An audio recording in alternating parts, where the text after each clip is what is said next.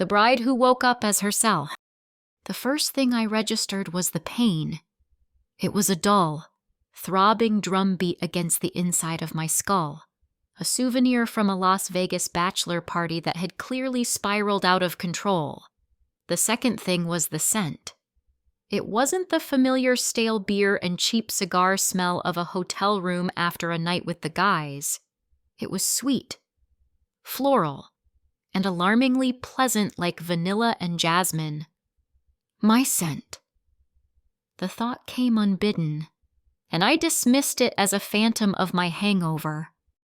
I tried to roll over, to escape the sliver of oppressive sunlight cutting through the curtains, but my body felt wrong. My limbs were languid, heavy in a way I couldn't place. My skin, where it touched the cool cotton sheets, felt impossibly smooth. I ran a hand over my arm, expecting the usual light dusting of hair. There was nothing. Just softness. Panic, cold and sharp, began to cut through the fog in my head. I sat up, a motion that sent a wave of dizziness through me and caused something to shift on my chest. A weight. A soft, unfamiliar weight that bounced with the movement. My breath hitched.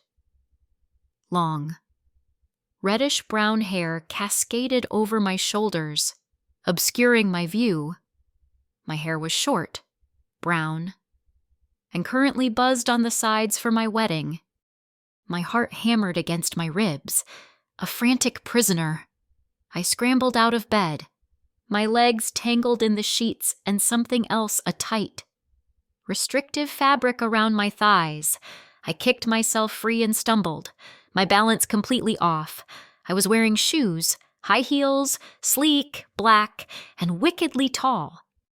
I lurched toward the full-length mirror by the closet, my movements clumsy and uncoordinated.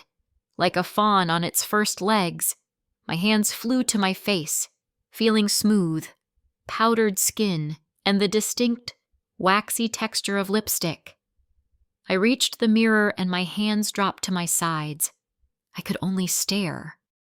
The man I expected to see, Alex, 28 years old, future husband, with a 5 o'clock shadow and tired eyes, was gone. In his place stood a woman.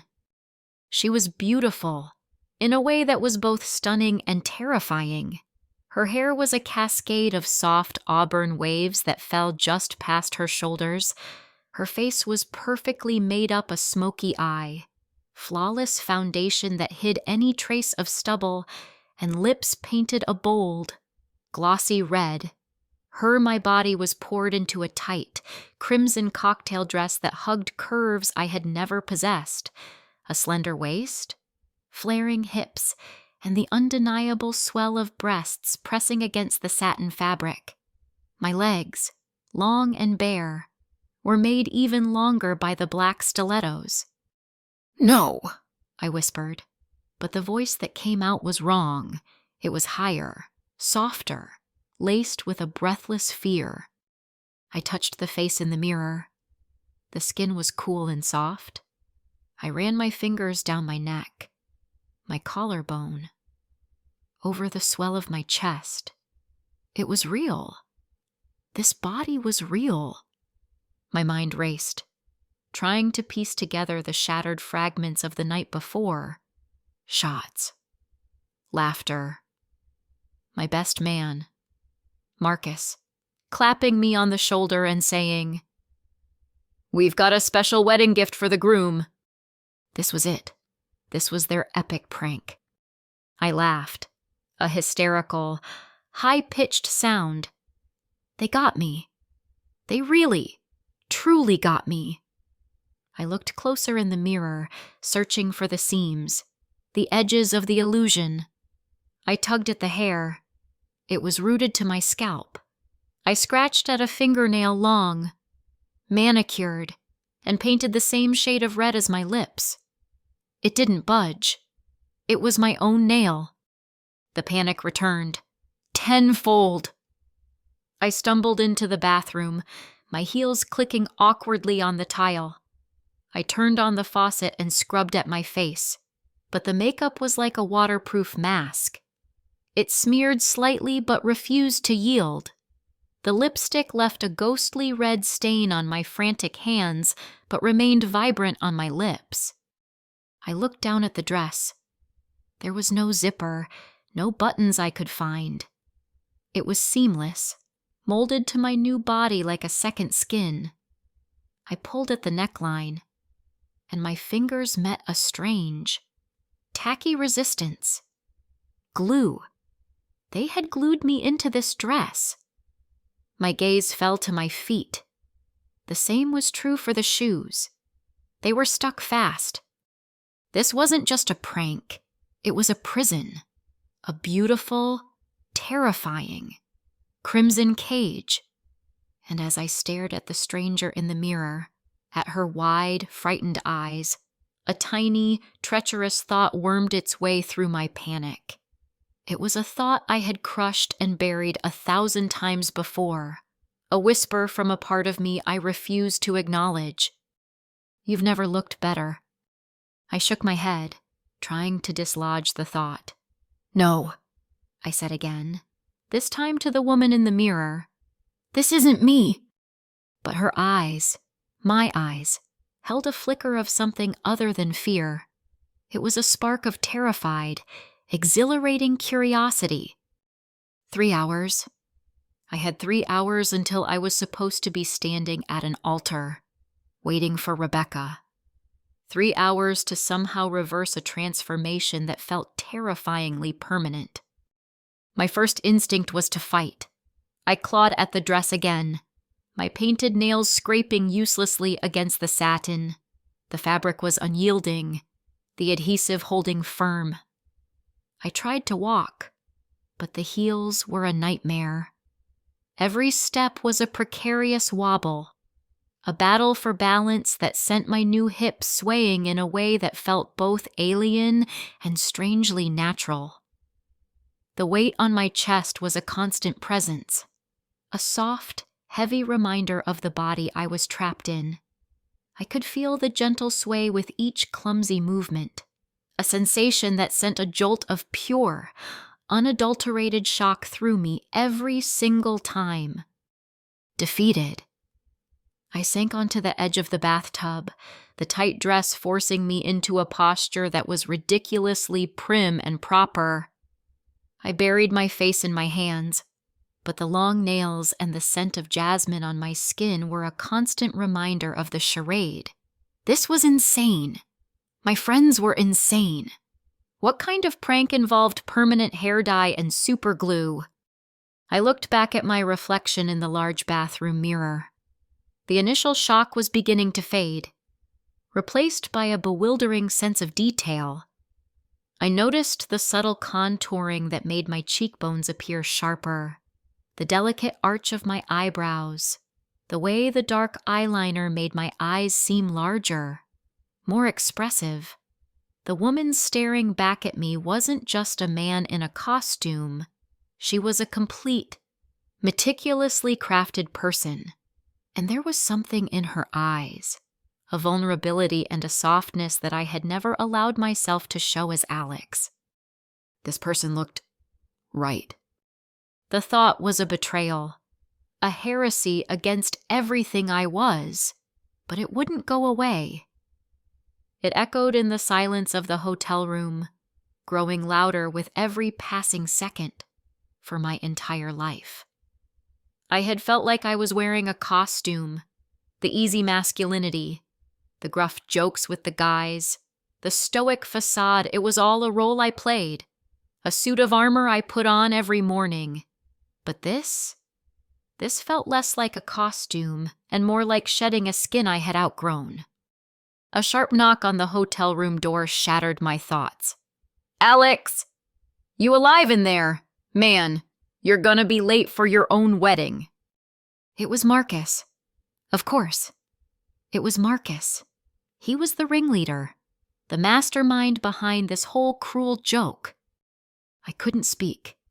My throat was tight. The new, higher pitch of my voice felt like a lie I wasn't ready to tell again. I just stared at the door, frozen.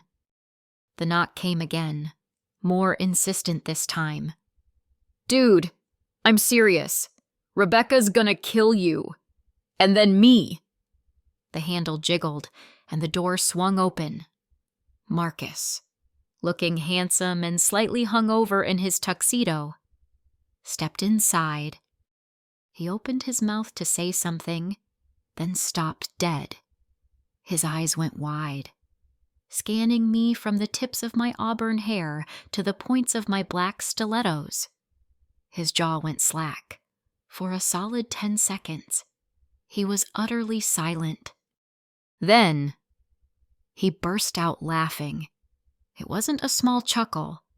It was a deep, rolling, uncontrollable belly laugh that made him double over, clutching his stomach. "Oh my God," he wheezed, tears streaming down his face. "We did it. We actually did it. You look incredible." His laughter scraped against my raw nerves. I didn't say a word. I just stared at him, my expression a mixture of terror and despair. The laughter died in his throat as he finally took in my face, the genuine fear in my eyes. "Whoa, hey," he said, his tone shifting from amusement to concern. He took a step closer. "It's just a joke. Man, a really, really epic joke. But still, we'll get you out of it."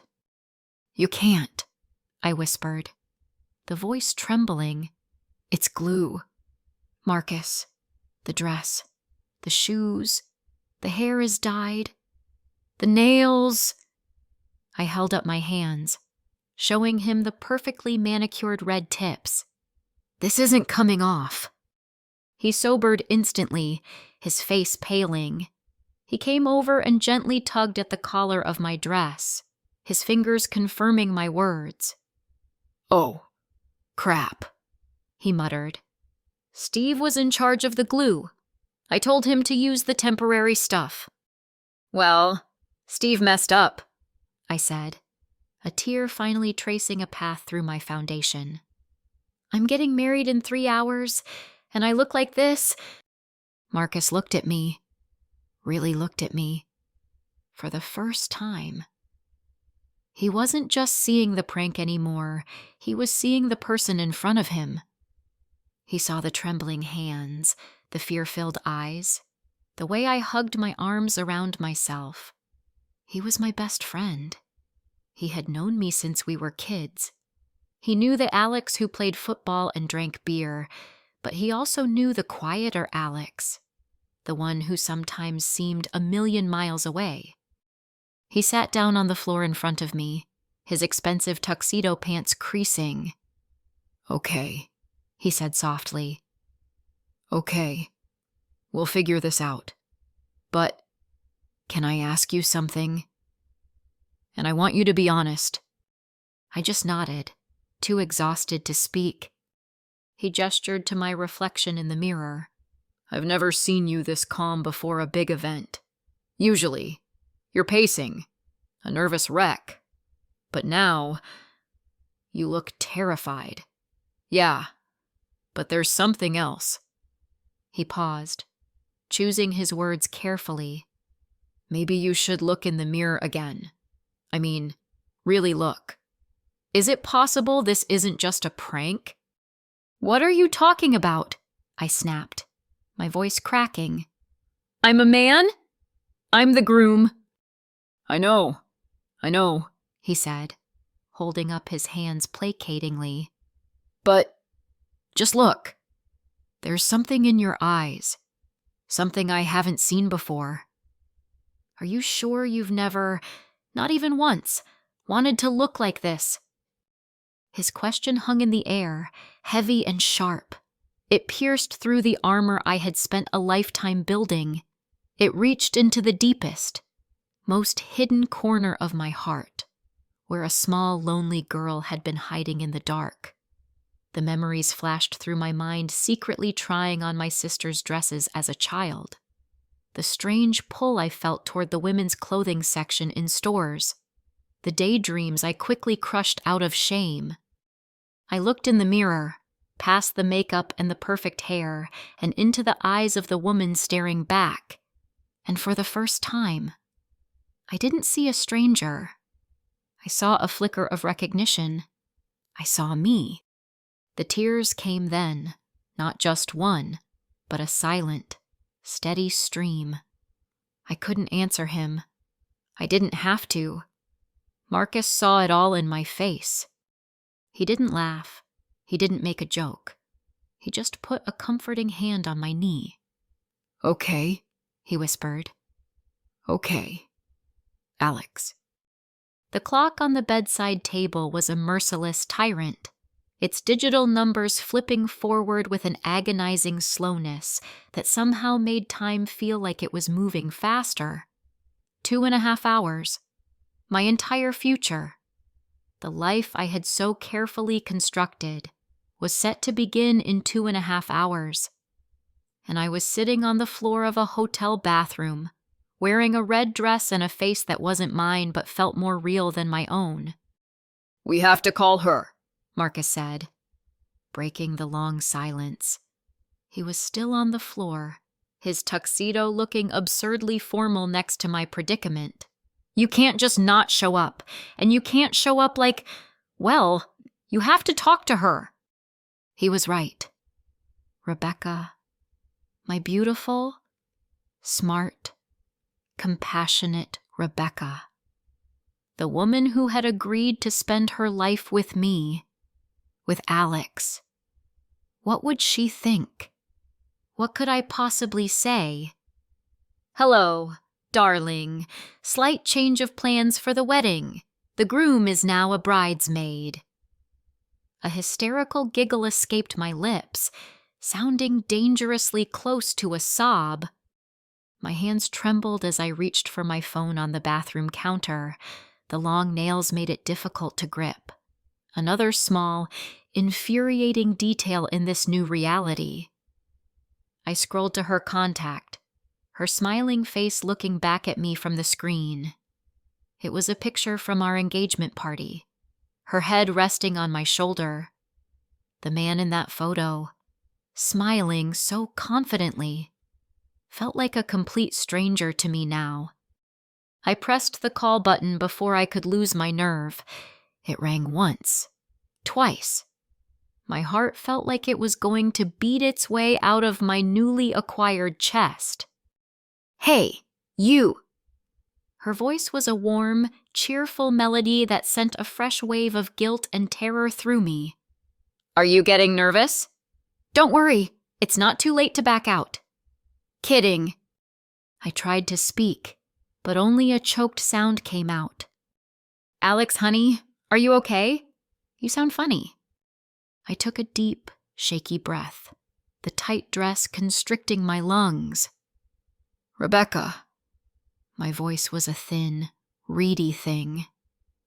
You won't believe this, I'm not me anymore. The line went silent. I could picture her on the other end, in her own hotel suite, probably surrounded by her bridesmaids.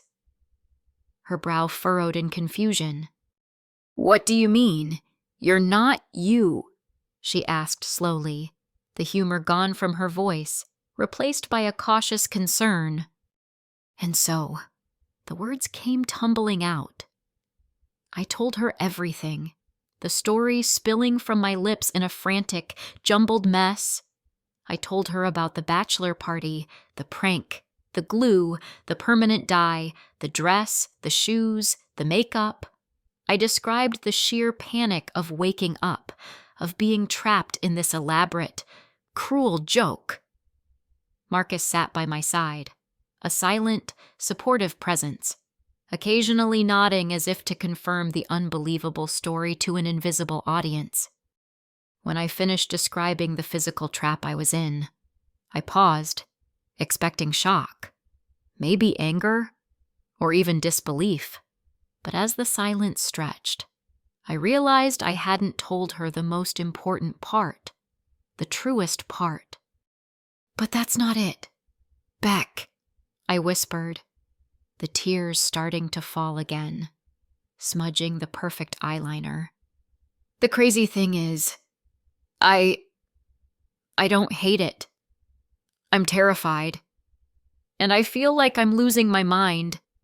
But I looked at my reflection, at the tear-streaked face of the woman in the mirror. I don't know why, but when I look in the mirror, I feel right. More right than I have in my entire life. It was the most honest thing I had ever said. The confession felt like it had been torn from the deepest part of my soul, a truth I had kept locked away even from myself. The silence on the other end of the line was absolute. It stretched for an eternity.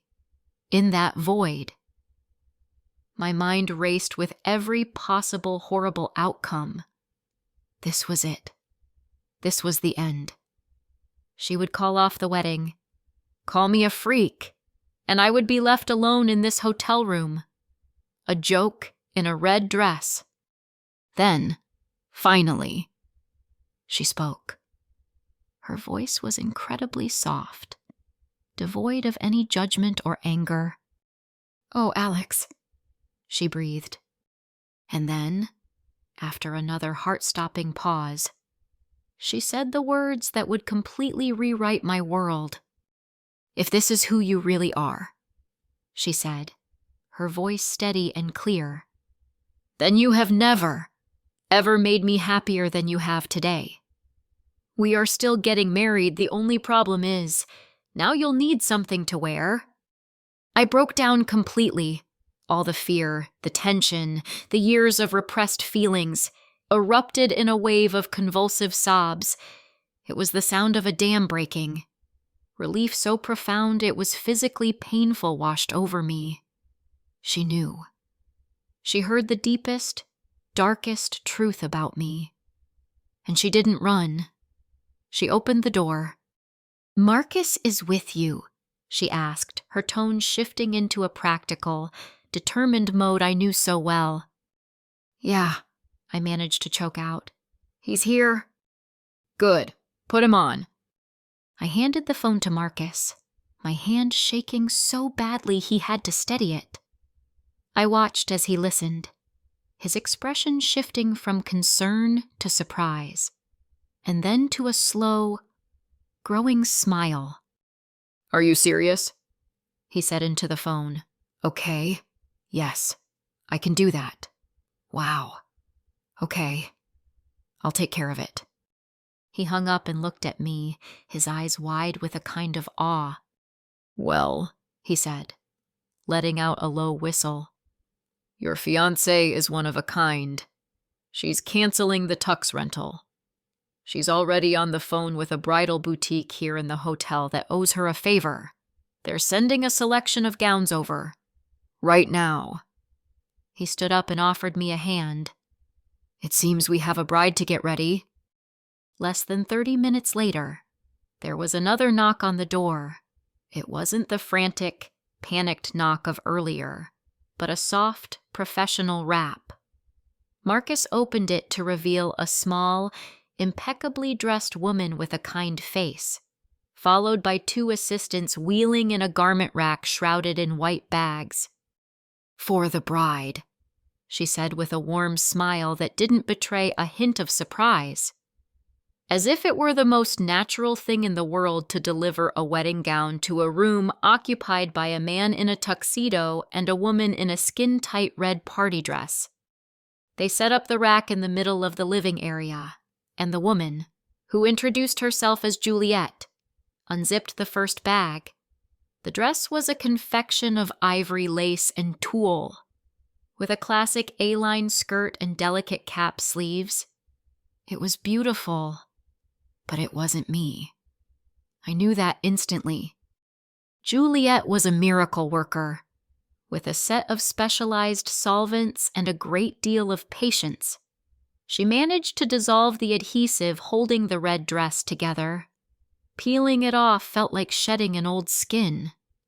Underneath, my body was a landscape of pale, smooth confusion. my friends, in their drunken brilliance, had apparently used some kind of industrial-strength hair remover on my entire body. There wasn't a single hair on my chest, my arms, my legs. There was just the soft swell of breasts, likely some form of prosthetic. But they were so expertly applied and shaped that they felt entirely a part of me and the curve of my hips, which I now realized had been enhanced with subtle padding. But even without the padding, my body's frame seemed softer, less angular. My waist had a natural curve to it. It was as if the prank had been designed not just to dress me as a woman, but to reveal the woman that had been hiding underneath all along. Juliet handed me a simple silk robe. The fabric felt cool and exquisite against my skin, a whisper of luxury that made me shiver. "Let's try this one," she said, pulling another dress from the rack. This one was different. It was simpler. An elegant column of flowing white crepe with a delicate V neckline and a sweep train. It was modern, clean, and breathtaking. As Juliet and her assistant helped me step into it, the world seemed to slow down. The crepe fabric was heavier than I expected, and it draped over my body with a quiet authority as they zipped it up the back. The dress settled onto my shoulders and hugged my waist, the skirt falling gracefully to the floor around my feet. The sensation of the cool, heavy silk sliding against my skin was electric. It was a feeling of such profound rightness that it stole the breath from my lungs. I turned to face the mirror. Marcus, who had been watching silently from the couch, let out a soft, audible gasp. The woman in the red dress had been a beautiful stranger, a shocking transformation. But the woman in the white gown, she was real. The simplicity of the dress didn't hide me. It revealed me. The soft fabric accentuated the gentle curve of my hips and the line of my shoulders. The auburn hair, which had seemed so garish before, now looked like a perfect complement to the creamy white of the gown. I lifted a hand to my hair, my fingers sinking into the soft waves. My movements were no longer clumsy or hesitant. They were fluid, graceful, as if my body instinctively knew how to wear this beauty, how to inhabit this form. A name floated into my mind, soft as a whisper but clear as a bell. It wasn't a name I chose. It felt more like a name I remembered. "Macy," I said to my reflection. Marcus stepped up behind me, his reflection appearing next to mine in the mirror. He wasn't smiling in his usual joking way. His expression was one of genuine, heartfelt wonder. "What did you say?" he asked gently. I met his eyes in the mirror, my own shining with a startling new clarity. "I think Alex isn't here anymore," I said, my voice steady. "Call me Macy." A slow, brilliant smile spread across his face. He reached out and adjusted the small, nearly invisible strap of the gown on my shoulder. It was a simple, brotherly gesture, but it was filled with an ocean of acceptance. "It's an honor to be the best man for the second bride, Macy," he said. Juliet, ever the professional, produced a delicate veil edged with tiny pearls. As she secured it in my hair, the transformation felt complete. The fine mesh softened the world around me, creating a dreamy, ethereal haze. I was no longer a man in a costume. I wasn't a prank. I was a bride. I took a step, and then another. The heels Juliet had provided were lower, a classic ivory pump, and my balance was now sure and steady. The sweep train of the dress rustled softly behind me with each step. I walked out of the bedroom and into the main suite, where the afternoon sun streamed through the large window. The light caught the pearls on my veil, scattering tiny rainbows across the white fabric of my gown. My lips, still a vibrant red, parted in a small, shaky smile. I was terrified, but for the first time in my life, I felt completely and utterly myself. The walk from the hotel suite to the wedding chapel was the longest and shortest journey of my life. Every step was a thunderclap of doubt and a whisper of liberation. Marcus was by my side, a steadfast anchor in the swirling sea of my emotions.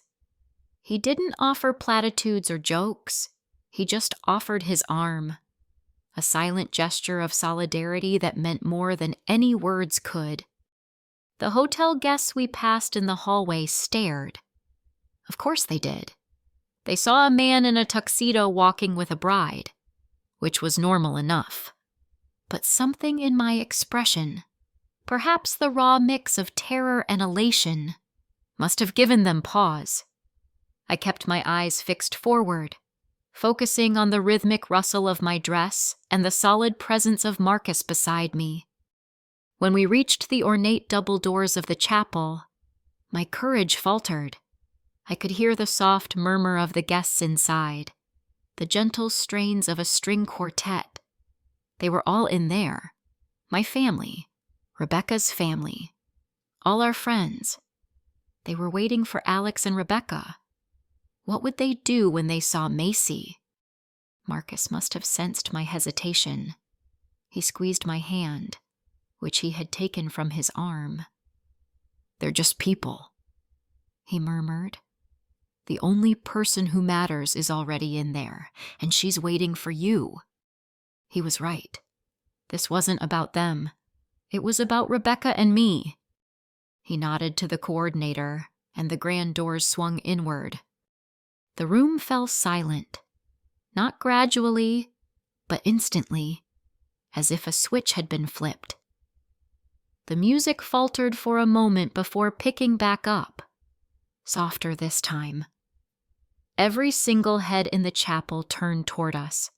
I could feel their collective gaze like a physical weight, 100 pairs of eyes wide with shock, confusion, and disbelief.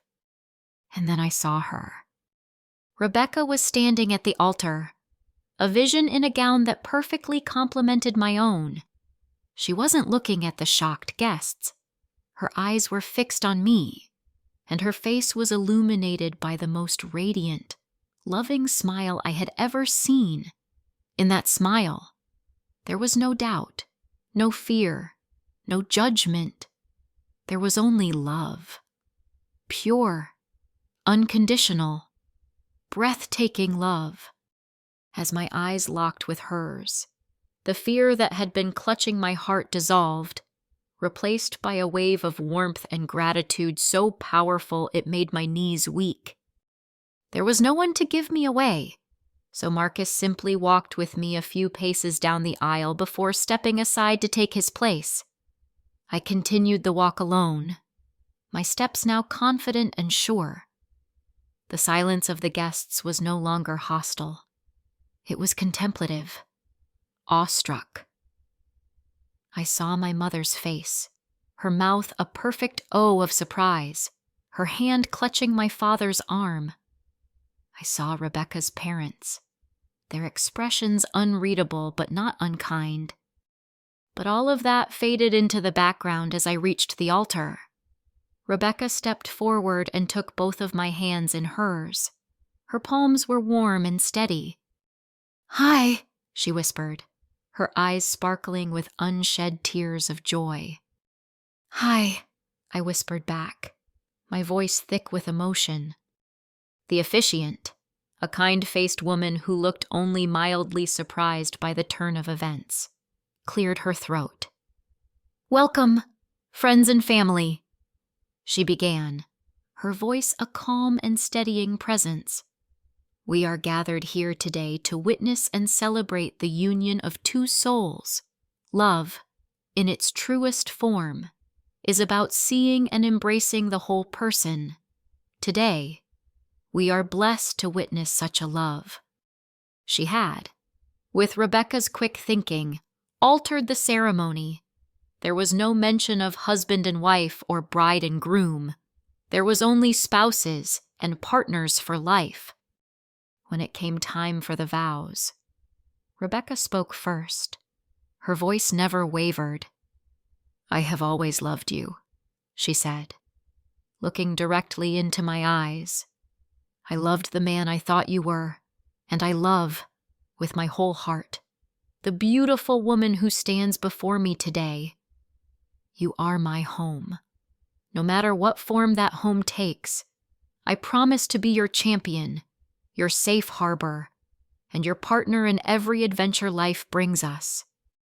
Tears streamed freely down my cheeks, but I didn't bother to wipe them away. When it was my turn, I had to take a moment to compose myself. "Rebecca," I began, my voice shaking.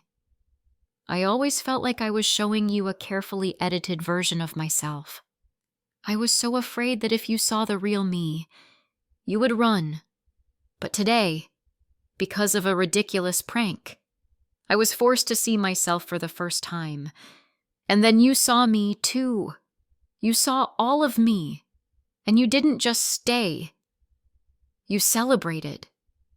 I squeezed her hands. "I thought this day would be the start of my life with you. I never dreamed it would be the start of my life as myself. I love you." The exchange of rings was a blur of emotion. When the officiant finally said, "I now pronounce you married," Rebecca leaned in and gave me the most tender, gentle kiss.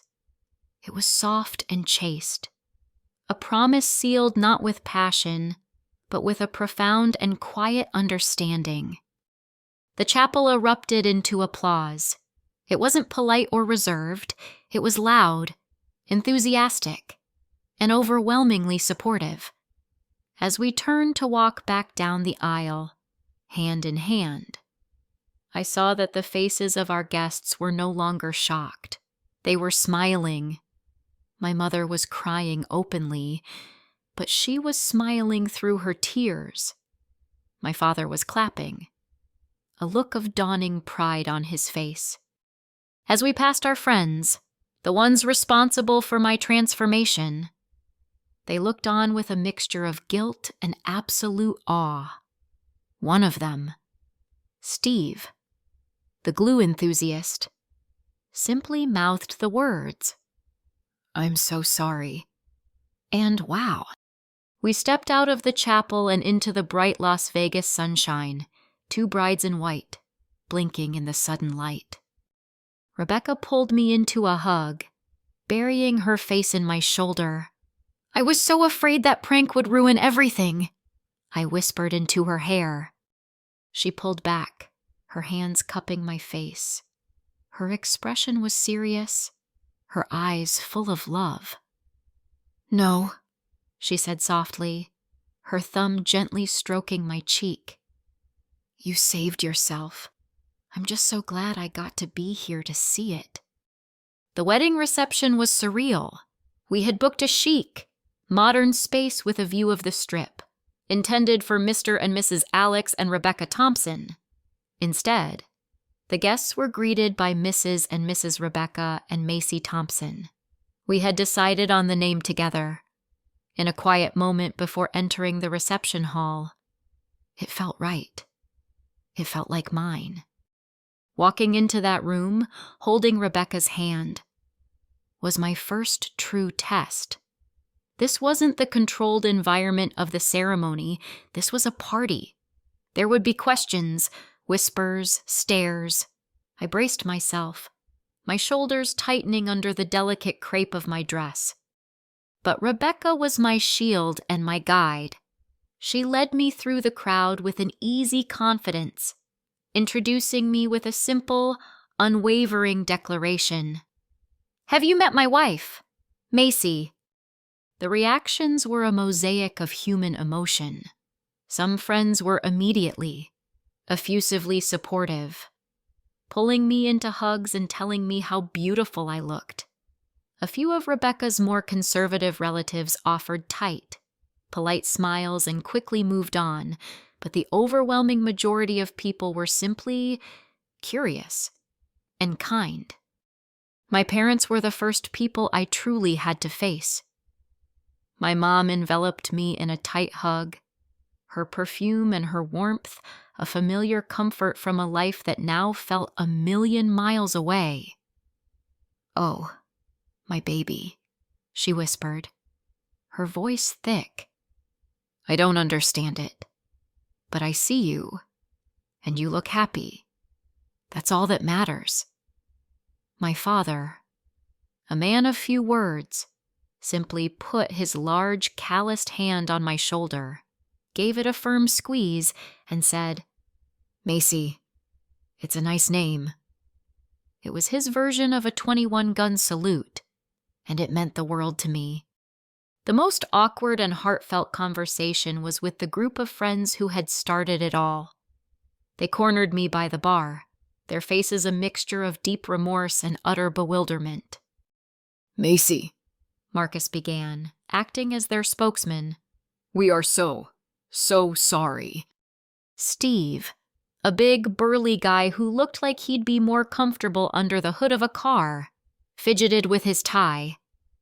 "I really thought it was the temporary craft glue," he mumbled. "I swear." I looked at their earnest, worried faces, and I couldn't feel any anger. All I felt was a strange, dizzying sense of gratitude. "Don't be sorry," I said, and the sincerity in my own voice surprised me. "You guys did the stupidest, most irresponsible, and craziest thing anyone has ever done. And you set me free." I smiled, a real, genuine smile that reached my eyes. "So, in a weird way, thank you." The night unfolded in a dreamlike haze. Our first dance was to a slow, gentle ballad. As Rebecca led me onto the floor, I was terrified. I had never danced as a woman, never been led, but as she put her arm around my waist and took my hand, my body seemed to know what to do. I followed her lead, my heels moving with a grace I didn't know I possessed. We moved together, two brides in white, swaying in the center of the room. It was more intimate and more romantic than any dance we had ever shared before. Later, as I sat at our table, watching my wife laugh with her bridesmaids, I had a moment of quiet reflection. I was acutely aware of everything. The feel of the silk lining of my dress against my legs, the way my hair brushed against my bare shoulders, the slight weight of my pearl earrings. These were all new sensations, a new language my body was learning to speak. I caught my reflection in a nearby window. For a split second, I didn't recognize myself, and then the recognition bloomed into a quiet joy. That was me. That was Macy. The night ended not in the raucous, drunken celebration a bachelor party would suggest, but in quiet intimacy, back in the hotel suite, a new, upgraded suite. A wedding gift from the hotel manager who was utterly charmed by our story. Rebecca helped me out of my dress. Her fingers were gentle as she worked the long row of tiny, pearl buttons down my back. As the dress pooled at my feet, leaving me in a simple silk slip, I felt a wave of vulnerability wash over me. The armor of the bride was gone. It was just me. "Are you okay?" Rebecca asked softly, her hands resting on my shoulders. I turned to face her, my eyes welling up. "I don't know who I am anymore. Beck." She smiled, a tender, knowing smile. "Yes, you do," she said. "You're just meeting her for the first time, and I think she's absolutely incredible." She led me to the bed, and we lay there for hours, just talking. I told her about the feelings I had suppressed since childhood, the quiet yearning I never had a name for. She listened without judgment, asking gentle questions, her hand always touching mine, a constant, reassuring presence in the dark.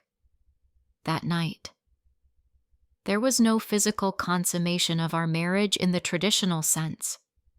It was something far deeper. It was a meeting of souls, a reaffirmation of a bond that had transcended gender and expectation.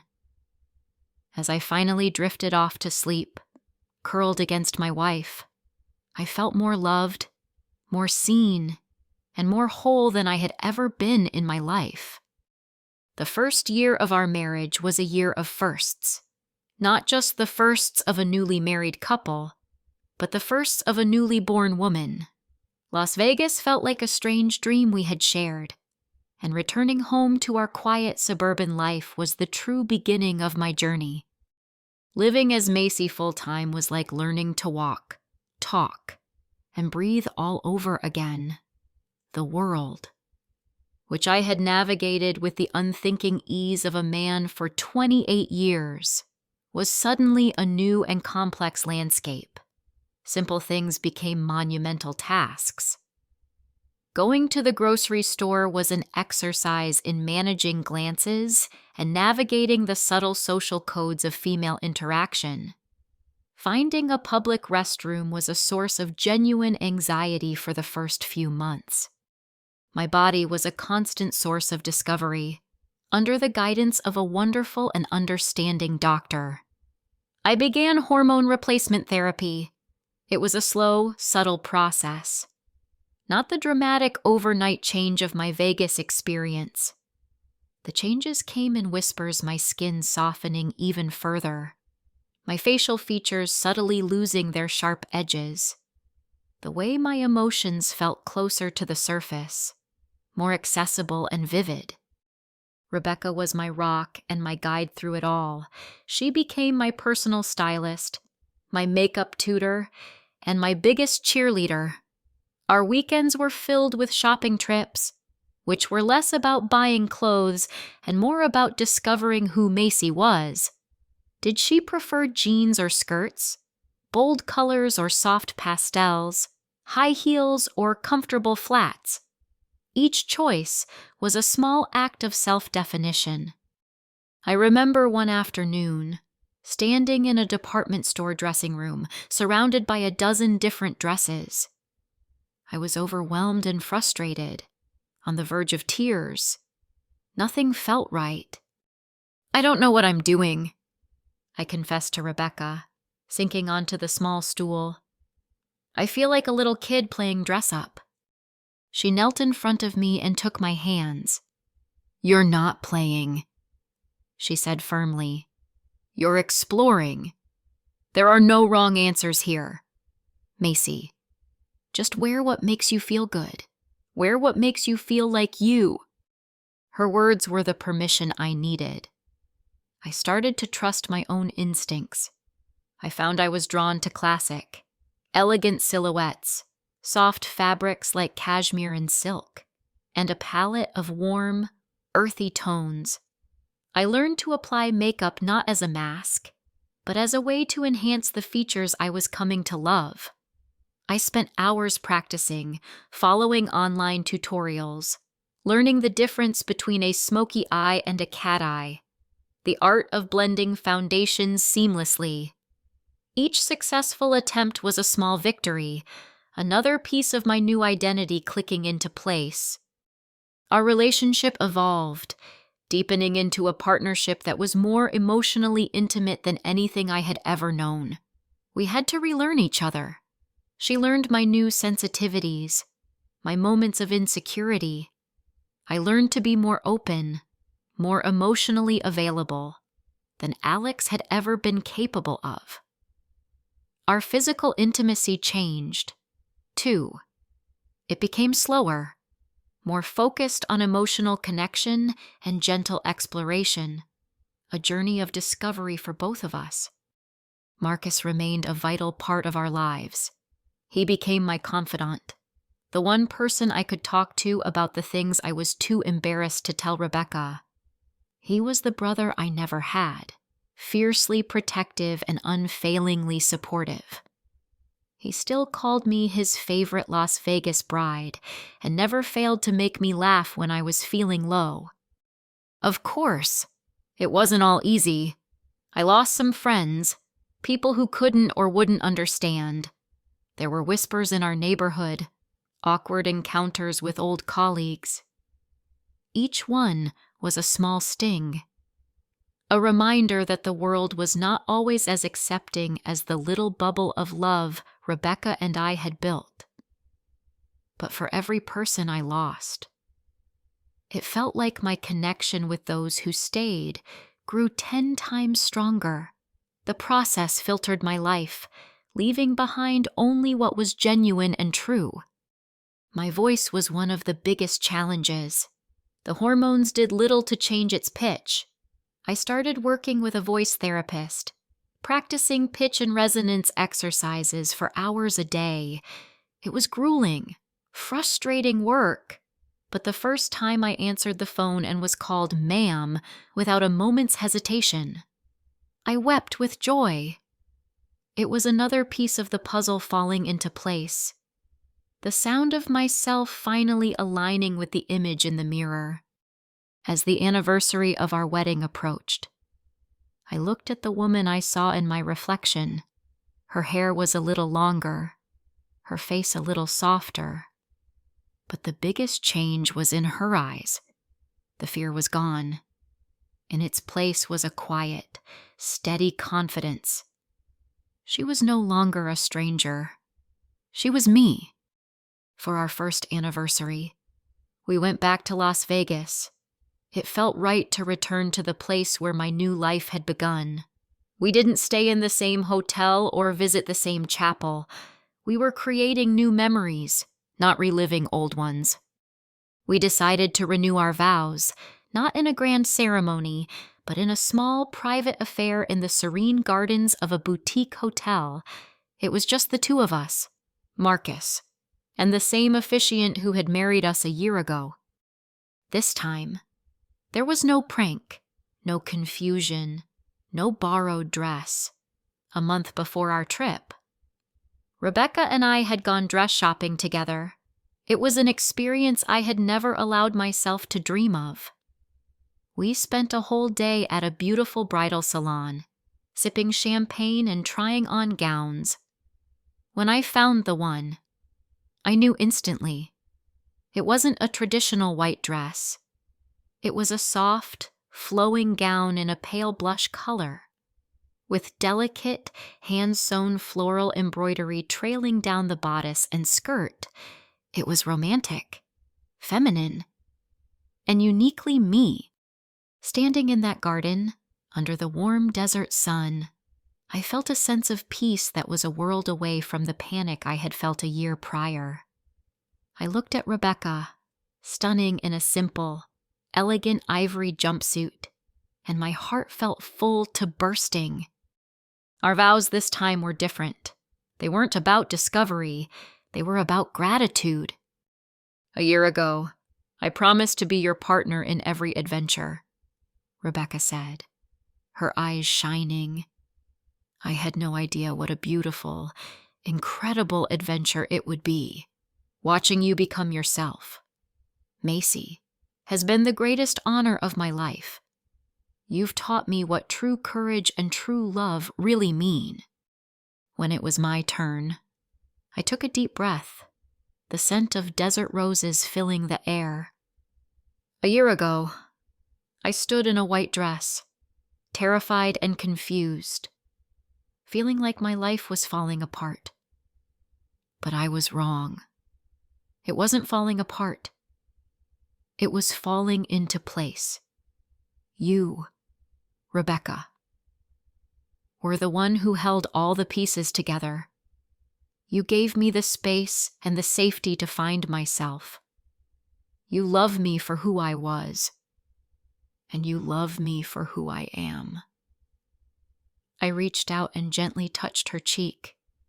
My life didn't begin the day I was born. It began the day I met you. And it truly started the day I became me. with you by my side. After the ceremony, the three of us went to a quiet, elegant dinner. We talked and laughed, reminiscing about the sheer absurdity of the events that had led us here. You know, Marcus said, raising his glass of champagne. For a while there, I thought I had ruined my best friend's life. Turns out, I was just a really inept fairy godmother. We all laughed, a warm, easy sound. Later that night, back in our hotel room, Rebecca and I stood on the balcony, looking out at the glittering tapestry of the city lights. I was still in my blush-colored gown, unwilling to take it off. I leaned my head on her shoulder, the soft fabric of her jumpsuit cool against my cheek. "Do you ever miss him?" she asked softly. "Alex." I thought about it for a moment, searching my heart for any lingering trace of the man I used to be. I thought of his anxieties, his insecurities, the heavy suit of armor he wore every day. "No," I said, my voice full of a certainty that was absolute. "I don't miss him, but I'm grateful to him. He kept me safe until I was ready to come out. He walked a long, hard road so that I could finally be free." I turned to face her, wrapping my arms around her waist. The lights of Las Vegas blurred behind her, creating a halo around her beautiful face. This city, once the scene of my greatest panic, was now the backdrop to my deepest peace. The wild, chaotic prank had been a catalyst, a bizarre and accidental key that had unlocked a door I never knew I was standing in front of. That day, in that red dress, I hadn't been the groom who was the butt of a joke. I had been a soul waking up from a long dream. Today, standing here as Macy, loved and cherished for exactly who I was, I knew my journey was far from over, but it was my journey, my story, and I was no longer just a participant. I was the bride of my own life,